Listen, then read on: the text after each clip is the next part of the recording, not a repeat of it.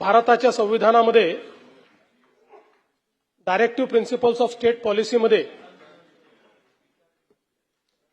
प्रत्येक राज्याने uniform civil code तयार करावा अशा प्रकारचे डायरेक्टिव्ह भारताच्या संविधानाने दिलेले आहेत आणि त्यानुसार 2026च्या अर्थसंकल्पीय अधिवेशनात समान नागरी कायद्याच्या अंमलबजावणीसाठी तो तयार करण्यासाठी समिती गठीत करण्यात येईल अशी मी घोषणा केली होती।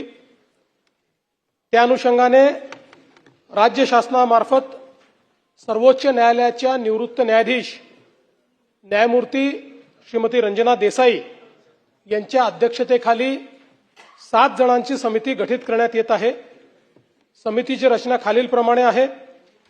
न्यायमूर्ती रंजना देसाई माजी न्यायाधीश माननीय सर्वोच्च न्यायालय, न्यायमूर्ती आर.सी. चव्हाण माजी न्यायाधीश माननीय उच्च न्यायालय मुंबई, न्यायमूर्ती एस.जी. मेहरे माजी न्यायाधीश माननीय उच्च न्यायालय मुंबई, श्री डी.के. जैन माजी मुख्य सचिव महाराष्ट्र राज्य, ॲडव्होकेट बिरेंद्र सराफ माजी महाअधिवक्ता महाराष्ट्र राज्य, श्री रमेश पतंगे पद्मश्री आणि संविधानाचे अभ्यासक, डॉक्टर सुवर्णा रावल शिक्षण तज्ञ आणि सामाजिक कार्यकर्त्या, अशा 7 जणांची समिती या ठिकाणी ही गठीत करण्यात येते आहे आणि साधारणपणे पुढच्या 6 महिन्यामध्ये या समितीने आपला अहवाल द्यावा असं अपेक्षित आहे।